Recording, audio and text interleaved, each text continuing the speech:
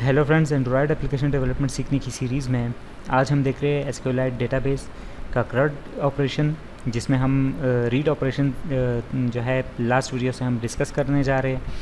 तो इस वीडियो में भी हम रीड ऑपरेशंस को डिस्कस करेंगे, लेकिन रीड ऑपरेशन में आपने नोट किया होगा एक चीज़, मैंने आपको लास्ट वीडियो में, अगर मैं आपको कोड की तरफ ले जाता हूँ तो लास्ट वीडियो में मैंने आपको ये चीज़ बताई थी कि आपने जब भी डेटाबेस से डेटा रीड करना हो तो आपने कर्सर का ऑब्जेक्ट बनाना होता है, और कर्सर के ऑब्जेक्ट को हम कैसे यूज़ करते हैं, एसक्यूएलाइट डेटाबेस का ऑब्जेक्ट बना के उसके साथ हम क्यूरी का मेथड कॉल करते हैं और यहाँ पर कुछ आर्गूमेंट्स पास करते हैं। तो अगर हमने सारा का सारा डेटा रीड करना है तो हम ये selection arguments, group by, having और ऑर्डर बाय, इन चीज़ों को हम नल पास कर देते।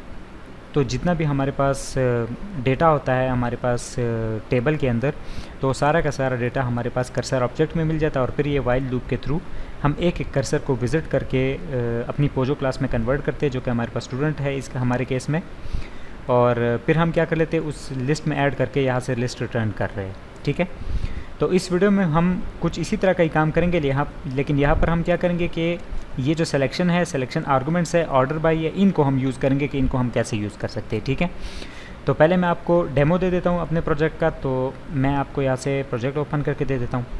तो जैसे ही मैं नेक्स्ट एक्टिविटी पे जाता हूँ रीड का ऑपरेशन परफॉर्म करने के लिए, तो आप देख सकते हैं हमारे पास पहली बात तो है कि हमारा इंटरफेस चेंज हो गया है। कैसे चेंज हुआ है? लास्ट वीडियो तक हमारे पास सिंपल एक रिसाइकल व्यू था जो सारा का सारा डेटा शो कर रहा था, हमारे पास दो एडिट टेक्स्ट वहाँ पर नहीं थे, ये मैंने इस वीडियो में जो है ऐड किए हैं। इसी तरह हमारे पास ये दो फ्लोटिंग एक्शन बटन्स है, तो इनको मैंने इसी वीडियो में ऐड किया है। उसके अलावा हमारे पास ऑप्शंस मेन्यू है जो इसी वीडियो में मैंने ऐड किया है। अब इनका काम क्या है बेसिकली, जैसे ही हम ऑर्डर बाय नेम करते हैं, अगर मिसाल के तौर पर मैं सिबगत के नेम से कोई रिकॉर्ड सर्च करता हूँ तो आप देख सकते हैं मेरे पास एक और दो लास्ट पे, एक फर्स्ट नंबर पे सिबगत के नाम से रिकॉर्ड है और एक लास्ट पे। तो अगर मैं ऑर्डर बाय नेम कह रहा हूँ, सेलेक्ट बाय नेम है हमारे पास, और यहाँ पर नेम के अंदर सिबगत टाइप करके मैं सेलेक्ट कर लेता हूँ, तो आप देख सकते हैं सिबगत के नेम से जितने भी रिकॉर्ड होंगे वो हमारे पास एग्जिस्ट होना शुरू हो जाएंगे। जितने भी एग्जिस्ट करते हैं वो हमारे पास रिसाइकल व्यू में लोड होना शुरू हो जाएंगे। इसी तरीके से मैं रोल नंबर को भी यूज़ कर सकता हूँ। जैसे रोल नंबर, मिसाल के तौर पर मेरे पास 10 रोल नंबर है, उसके अगेंस्ट अगर कोई रिकॉर्ड मौजूद है तो वो विज़िट करते हैं। तो देख सकते हैं हमारे पास अरसलान के नेम का एक स्टूडेंट है जिसका रोल नंबर 10 है और उसका रिकॉर्ड हमारे पास मौजूद है। इसी तरीके से हमारे पास अगर हम ऑर्डर बाय नेम कर लेते तो जितना भी हमारे पास डेटाबेस के अंदर रिकॉर्ड है, ये ऑर्डर बाय नेम करने से हमारे पास क्या हो जाता है, वो ऑर्डर बाय नेम हो जाता है। और ऑर्डर बाय अगर हम करते हैं ऑर्डर बाय रोल नंबर, तो हमारे पास ऑर्डर बाय रोल नंबर हो जाता है। लेकिन ये ऑर्डर बाय नेम और ऑर्डर बाय रोल नंबर मैंने अभी जो है एग्जीक्यूट नहीं किए, तो दैट्स वाई आपको रिज़ल्ट शो नहीं होगा। लेकिन इस वीडियो के लास्ट में आपको ये रिज़ल्ट जो है देखने को मिलेगा कि ऑर्डर बाय नेम से और ऑर्डर बाय रोल नंबर से कैसे रिकॉर्ड जो है हमने शो करना है। ठीक है, तो आपको तो फंक्शनलिटी समझ आ गई होगी। अब हम जाते हैं अपने XML में। तो XML में मैंने, जैसे कि आपको दिख रहा है कि दो एडिट टेक्स्ट है, दो फ्लोटिंग एक्शन बटन्स है, और बस मैंने और ऐसा कुछ ऐड नहीं किया। हमारे पास यहाँ पर मैंने एक मेन्यू बनाया है जो कि हमारे पास ऑर्डर बाय नेम और ऑर्डर बाय रोल नंबर का यूज़ हो रहा है। मेन्यू कैसे हमने यूज़ करना होता है, ऑप्शंस मेन्यू, तो ये मैंने इसी सीरीज़ में मेरे पास how to create options menu का एक वीडियो है, वहाँ पर आप डिटेल से इस चीज़ को समझ सकते हैं, क्योंकि ये इतना कम्प्लेक्स नहीं है। लेकिन ये है कि ज़्यादातर एप्लीकेशंस में आपको देखने को मिलता है, तो वहाँ पर मैंने एक सेपरेट सी वीडियो बनाई है जहाँ पर आपको डिटेल में ये चीज़ देखने को मिलेगी। तो इसको मैं क्लोज़ कर लेता हूँ। मैं अपनी मेन एक्टिविटी में जाता हूँ, स्टूडेंट्स एक्टिविटी में जाता हूँ। स्टूडेंट एक्टिविटी के अंदर मैंने यहाँ तक तो ये पुराना ही काम था कि हमारे पास CRUD हेल्पर का ऑब्जेक्ट है, वहाँ हम CRUD हेल्पर की क्लास से उसको बनाते हैं, और .open डेटाबेस करके हम डेटाबेस का रेफरेंस ओपन करते हैं, और उसी CRUD हेल्पर के ऑब्जेक्ट को यूज़ करते हुए हम CRUD हेल्पर के अंदर जितने भी मेथड्स हैं उनको कॉल कर सकते हैं। जैसे गेट ऑल रिकॉर्ड का जो मेथड है ये हमने लास्ट वीडियो में बनाया था, जितना भी डेटा हमारे पास डेटाबेस के अंदर वो सारा का सारा गेट करने के लिए। ठीक है, अब हम 3-4 मेथड्स और जो ये मैंने हाईलाइट किए हुए यहाँ पर फंक्शन समझा है, तो आपको ये तीनों मुश्किल नहीं लगेंगे। ये नहीं है कि आपने, अगर फ़र्ज़ करो ये आपने नहीं देखा तो आपको इसमें मुश्किल होगी, लेकिन ये कि बेसिक जो फंक्शनलिटी है वो यही वाली है, सिर्फ 1-2 लाइनें चेंज होंगी तो आपके पास जो है रिज़ल्ट चेंज आना शुरू हो जाएगा। सिर्फ यहाँ पर हमने सिलेक्शन आर्ग्स, ऑर्डर बाय, ये चीज़ें चेंज करनी है बस। तो इसके अलावा मैं उसी स्टूडेंट एक्टिविटी में जाता हूँ तो हमारे पास जो BTN नेम है, BTN नेम मैंने इसको कॉल किया है, इसको यूज़ किया है। ये जो हमारे पास फ्लोटिंग एक्शन बटन है ये BTN नेम के नाम से सेव किया है। इसी तरह ये BTN रोल नंबर को डिनोट कर रहा है, ठीक है। और इसी तरह जो नेम इनपुट कर रहे थे उसको इनपुट नेम का है, और जो रोल नंबर इनपुट कर रहे थे उसको इनपुट नेम का है, ठीक है, इनपुट रोल नंबर, सॉरी। यहाँ पर हमारे पास ये सारा कुछ मैंने इनिशियलाइज़ किया है, ठीक है। इनिट व्यूज़ के अंदर मैंने इनको आईडीज़ दी है। अब सेट रिसाइकलर व्यू का मेथड प्रीवियस वीडियो में आपने देखा होगा। ये रिसाइकलर व्यू पे जो स्टूडेंट की लिस्ट आई है उसको अडाप्टर के अंदर पास करता है, और अडाप्टर को फिर इनिशियलाइज़ करके recycler view dot set adapter करके उस अडाप्टर को सेट करता है। बस ये काम करता है। ये हमारे पास option on create options menu है, ठीक है।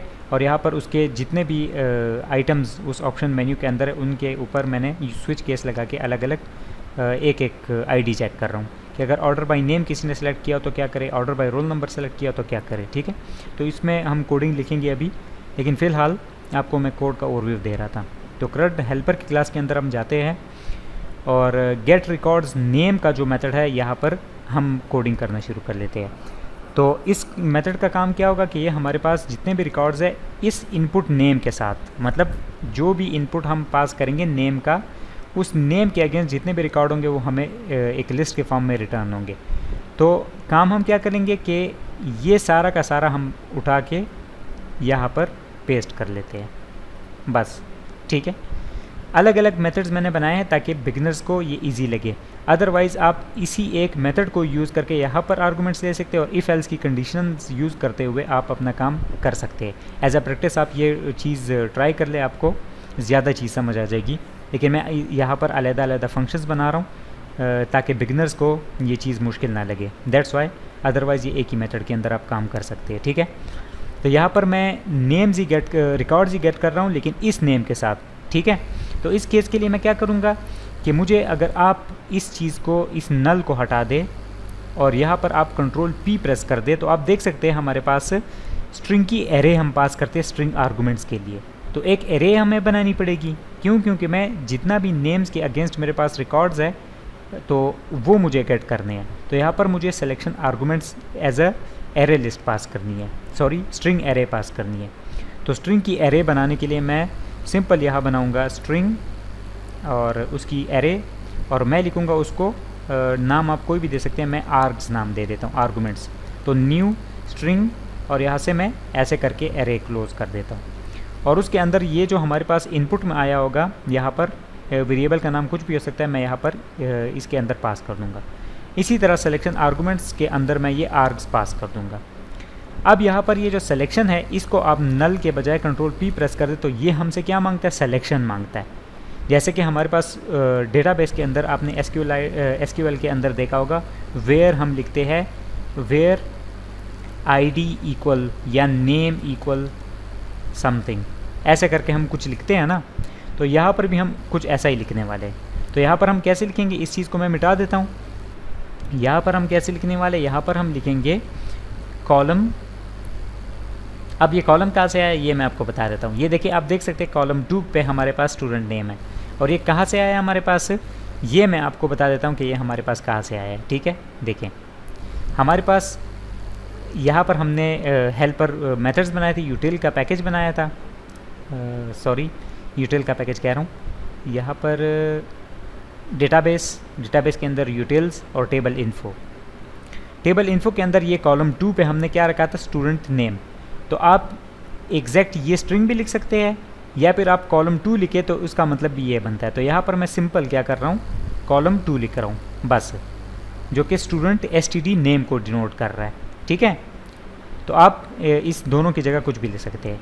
तो यहाँ पर मैं जैसे ही ये लिखूँगा और इसके बाद मैं इक्वल साइन डाल के ऐसे करके यहाँ पर प्लस, क्योंकि कंकैटिनेशन करनी है, एक स्ट्रिंग के फॉर्म में डेटा पास करना है, और यहाँ पर मैं इक्वल और क्वेश्चन मार्क। तो ये सिलेक्शन आर्गूमेंट है। इस सिलेक्शन आर्गूमेंट के अगेंस्ट जो भी आर्गूमेंट्स हमने पास किए, मतलब हमारे पास इनपुट नेम जो आया है वो सारे का सारा रिकॉर्ड जो इस नेम के अगेंस्ट होगा वो हमें डिस्प्ले होना शुरू हो जाएगा, ठीक है। तो ये क्या हो जाएगा, उस कर्सर ऑब्जेक्ट में हमें मिलेगा, और इसी वाइल लूप के अंदर वो एक एक करके उस कर्सर को विज़िट करेगा और जितना भी उस नेम से अगेंस्ट रिकॉर्ड होंगे तो वो यहाँ पर स्टूडेंट लिस्ट में ऐड होते जाएंगे एक एक करके। लास्ट पे हम कर्सर को क्लोज़ करते हैं जो कि हमारे पास एरर देता है अगर हम ना करें, और इसी तरीके से हम उस लिस्ट को रिटर्न करते हैं। ठीक है, ये काम तो हो गया। अब हम क्या कर लेते हैं, get records by roll number. Roll number के लिए भी हम इसी को यूज़ करेंगे, एग्जैक्ट इसी चीज़ को उठा के यहाँ पर कंट्रोल C और यहाँ पर हम करेंगे कंट्रोल V, लेकिन यहाँ पर नेम के बजाय ये रोल नंबर हो जाएगा क्योंकि हमारे पास इनपुट यहाँ पर रोल नंबर है। कर्सर हमारे पास यही रहेगा, लेकिन एरर क्यों दे रहा है, क्योंकि हमारे पास ये कर्सर यहाँ पर इनिशियलाइज नहीं हुआ, मतलब ऑब्जेक्ट ही हमारे पास मौजूद नहीं है। तो मैं यहाँ पर इस ऑब्जेक्ट को बना लूँगा, बना लिया। अब मैं यहाँ पर कॉलम 2 के बजाय कॉलम 3 लिख दूँगा, क्योंकि कॉलम 3 में हमारे पास टेबल इन्फो की जो क्लास है वहाँ पर कॉलम 3 में हमारे पास std रोल नंबर है। तो अगर स्टूडेंट का रोल नंबर इन आर्गूमेंट्स जो कि पास हुए हैं उस आर्गूमेंट के अगेंस्ट अगर डेटा मौजूद है तो उस रोल नंबर के अगेंस्ट जितना भी डेटा मौजूद है उनको एक एक करके विज़िट करे और लिस्ट के फॉर्म में वो डेटा हमें शो हो जाए। ठीक है, इसी तरह ऑर्डर बाय जो रिकॉर्ड्स है उनके लिए हम क्या करेंगे, उनके लिए हम कुछ नहीं करेंगे, उनके लिए हम क्या करेंगे कि एक ही मेथड यूज़ करेंगे जो भी इनपुट आया होगा उसके अगेंस्ट। लेकिन हम क्या कर लेते हैं, उसके लिए हम इसी चीज़ को यूज़ करेंगे, यहाँ से ये जो कर्सर है यहाँ से उठा के यहाँ तक ये कॉपी कर लेते हैं, यहाँ पर पेस्ट कर लेते हैं। और इसके लिए तो काम और भी आसान है, हमने दोनों जगह पर नल ही पास करना है, सिलेक्शन के लिए और सिलेक्शन आर्गूमेंट्स के लिए नल ही पास करेंगे। सिर्फ ऑर्डर बाय का जो केस है इसकी जगह पर हम इनपुट टाइप कर देंगे। तो जो भी इनपुट आया होगा, लेट से ऑर्डर बाय नेम आया होगा या ऑर्डर बाय रोल नंबर आया होगा, तो वो क्या होगा कि वो हमारे पास उसके अगेंस्ट हमारे पास जो डेटा है वो अरेंज होकर इसमें मिल जाएगा हमें इस कर्सर के ऑब्जेक्ट में, और कर्सर के ऑब्जेक्ट के बाद हम उसको एग्जैक्ट उसी तरह स्टूडेंट की लिस्ट में ऐड करें जैसे कि हमारे पास फर्स्ट केस में हमारे पास होता है गेट ऑल रिकॉर्ड्स की केस में। ठीक है, तो ये हमारे पास सारे मेथड जो है वो तैयार हो चुके हैं। अब हमने स्टूडेंट की एक्टिविटी में इसको कैसे यूज़ करना है तो हम उसको पहले देख लेते हैं।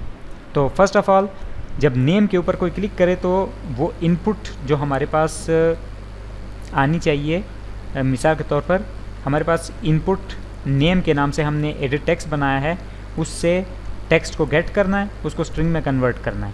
ठीक है, तो स्ट्रिंग हमें मिल जाएगा वहाँ से। उसके बाद हमने क्या करना है, CRUD हेल्पर से पहले मुझे स्टूडेंट्स की लिस्ट के साथ इनिशियलाइज़ करना होगा। तो CRUD हेल्पर डॉट गेट, और यहाँ पर हमारे पास वो वाला मेथड जो हमने गेट रिकॉर्ड्स नेम के साथ अभी बनाया है उसको हम कॉल करेंगे, और यहाँ पर ये जो नेम हमने यहाँ से गेट किया इनपुट बॉक्स से वो हमें इसको पास करना है। तो सारा का सारा डेटा हमें स्टूडेंट की लिस्ट में मिल जाएगा, लेकिन मेक श्योर करें कि स्टूडेंट की लिस्ट में मिलना हमारे पास रिसाइकल व्यू में शो नहीं करना। क्यों? क्योंकि यहाँ से तो सिर्फ स्टूडेंट लिस्ट में डेटा आ रहा है। सेट रिसाइकलर व्यू का जो मेथड है वो हमें मस्ट कॉल करना है दोबारा। क्यों? क्योंकि सेट रिसाइकलर व्यू के अंदर दोबारा से अडाप्टर के अंदर वो लिस्ट पास होगी जो नई इनिशियलाइज हुई है, और फिर रिसाइकलर व्यू के ऊपर वो अडाप्टर सेट हो जाएगा जो अभी नए डेटा के साथ इनिशियलाइज हुआ है। तो ये वाला मेथड हम कॉल कर लेंगे। अब दूसरे के लिए हम इन्हीं तीनों लाइनों को कॉपी कर लेंगे और यहाँ पर पेस्ट कर देंगे। यहाँ पर नेम के बजाय, नेम लाजमी नहीं है कि नेम गलत है, ये तो वेरिएबल का नाम है, आप रोल नंबर लिख लें, नेम लिख लें, कुछ भी, लेकिन ये चीज़ आपने वो लिखनी है जो कि आपने नाम रखा होगा उस इनपुट बॉक्स का। तो नेम के लिए हमने इनपुट नेम रखा था, रोल नंबर के लिए हमने इनपुट रोल नंबर रखा था। ये मैं किसकी बात कर रहा हूँ, यहाँ पर ये XML में इसकी बात कर रहा हूँ। ये जो इनपुट बॉक्सेस है, इनपुट नेम इसका है और इनपुट रोल नंबर इसका है जो रोल नंबर गेट कर रहा है।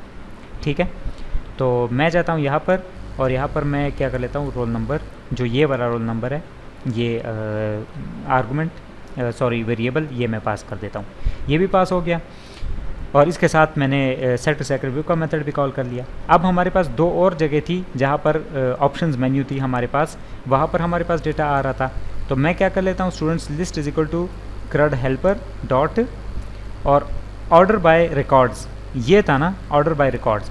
लेकिन ऑर्डर बाय नेम के केस में हम क्या पास करेंगे, हमारे पास हम पास करेंगे कॉल, ऐसे नहीं आ रहा तो हम टेबल इन्फो डॉट कॉलम 2। ठीक है, ऑर्डर बाय नेम के केस में हम कॉलम 2 पे हमारे पास स्टूडेंट नेम है तो इसको हम पास कर लेंगे, और उसके बाद हम सेट रिसाइकलर व्यू को कॉल करेंगे, सेट रिसाइकलर व्यू। और इसी तरीके से मैं इसको कॉपी करके यहाँ पर पेस्ट कर देता हूँ और यहाँ पर मैं क्या कर लेता हूँ कॉलम 3 और इसको मैं सेट रिसाइकल रिव्यू कर देता हूँ जैसे ये एग्जिस्ट कर रहा है। ठीक है, इसके अलावा एज सच और कुछ नहीं करना, बस सिंपल हम अपने जो अपनी एप्लीकेशन है उसको रन कर देते हैं और फिर देखते हैं कि हमारे पास रिज़ल्ट क्या आ रहा है। हमारी एप्लीकेशन जो है सक्सेसफुली रन हो चुकी है। तो यहाँ से मैं क्या कर लेता हूँ कि ये तो हमारे पास इनपुट का काम था इंसर्ट करने का, तो इसको तो हम छोड़ देते हैं। हम रीड के बटन पर जैसे क्लिक करते हैं तो नेक्स्ट एक्टिविटी में हम जा रहे हैं और यहाँ से जितना भी रिकॉर्ड था हमारे पास वो हमारे पास रिसाइकल रिव्यू में शो हो रहा है। अभी हम ऑर्डर बाय को चेक कर लेते हैं पहले। तो ऑर्डर बाय नेम करने पर आप देख सकते हैं हमारे पास जो डेटा है वो ऑर्डर बाय नेम हो जाता है। अल्फ़ाबेटिकल ऑर्डर में हमारे पास जो नेम वाइज है डेटा शो होना शुरू हो जाता है। अरसलान पहले आ रहा है, फिर आतिफ़ आ रहा है, फिर खालिद, फिर सिबवत, फिर सिबवत। ठीक है, और अगर हम ऑर्डर बाय रोल नंबर करते हैं तो यहाँ पर ऑर्डर बाय रोल नंबर के केस में हमारे पास आप देख सकते हैं रोल नंबर 6 है, फिर 10 है, फिर 12 है, फिर 15 है, फिर 65 है। ठीक है, तो ये दोनों चीज़ें ठीक वर्क कर रही है। यहाँ से हम नेम वाइज सर्च कर लेते हैं, तो अरसलान में सर्च कर लेता हूँ तो हमारे पास अरसलान के नेम से एक ही हमारे पास रिकॉर्ड जो है वो एग्जिस्ट कर रहा है। इसी तरह रोल नंबर सर्च कर लेता हूँ, रोल नंबर 65, तो 65 के केस में हमारे पास सॉरी यहाँ पर ये रोल नंबर क्यों वर्क नहीं कर रहा। तो चलिए हम इसके लिए कोड देख लेते हैं। इसको कोड में देख लेते हैं कि रोल नंबर के केस में हमारे पास ये क्यों वर्क नहीं कर रहा। सॉरी, वो इसलिए वर्क नहीं कर रहा क्योंकि हमने ये जो ऊपर का कोड है ये कॉपी किया था और यहाँ पर पेस्ट किया था।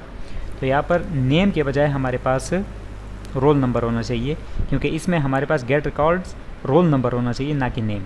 तो अगर हम दोबारा इसको रन करें और अब चेक करें तो हमारे पास कोई एरर नहीं आएगा। ये एज सच कोई एरर नहीं था, लेकिन ये हमारे पास काम चोरी का नतीजा है जो कि मैंने यहाँ से कोड कॉपी करके नीचे पेस्ट कर दिया। ठीक है, तो मेक श्योर करें आप जो है अगर कॉपी करते हैं तो चीज़ को सही से एक नज़र देखा करें। अब मैं एप्लीकेशन दोबारा रन हो चुकी है। अब मैं क्या कर लेता हूँ, यहाँ पर रोल नंबर वाइज देख लेता हूँ 65 और चेक कर लेता हूँ तो अभी हमारे पास एप्लीकेशन फुल वर्क कर रही है। 65 रोल नंबर के साथ एक ही रिकॉर्ड मौजूद है। अगर मैं 10 रोल नंबर इंटर करता हूँ और सर्च करता हूँ तो हमारे पास 10 रोल नंबर पे भी एक रिकॉर्ड है। अगर मैं 8 सर्च करता हूँ तो 8 नंबर पर हमारे पास 8 रोल नंबर पे कोई रिकॉर्ड मौजूद नहीं है, तो एक्स वाई डेटा जो है हमारे पास एम्प्टी आ रहा है। अगर मैं एम्प्टी के साथ करता हूँ तो कुछ भी नहीं होता, यहाँ पर भी कुछ नहीं होता। और अगर मैं ऑर्डर बाय नेम करता हूँ तो नेम के साथ ऑर्डर हो जाता है। ऑर्डर बाय रोल नंबर करता हूँ तो तमाम का तमाम जो रिकॉर्ड है वो ऑर्डर बाय रोल नंबर हो जाता है। तो हमारे पास क्रड का जो सेकंड ऑपरेशन था रीड ऑपरेशन, वो भी हमारे पास इस वीडियो के साथ एंड हो जाता है। और मैंने काफ़ी डिटेल के साथ जो है इन मेथड्स को काफ़ी डिटेल के साथ कवर किए ताकि बिगनर्स को ये चीज़ अच्छे तरीके से क्लियर हो जाए। और उम्मीद है ये वीडियो भी आपको पसंद आई होगी। अगर कोई चीज़ आपको समझ ना लगी हो तो आप कमेंट में पूछ सकते हैं। अदरवाइज़ आप वीडियो को लाइक करें, अपने दोस्तों के साथ शेयर करें और हमारे साथ जो है चैनल पर वीडियोस देखते रहें। इंशाल्लाह आने वाली सीरीज़ जो है वो काफ़ी इंटरेस्टिंग होगी। तो नेक्स्ट वीडियो में मिलते हैं, तब तक के लिए मुझे इजाज़त दीजिए। अल्लाह हाफ़िज़।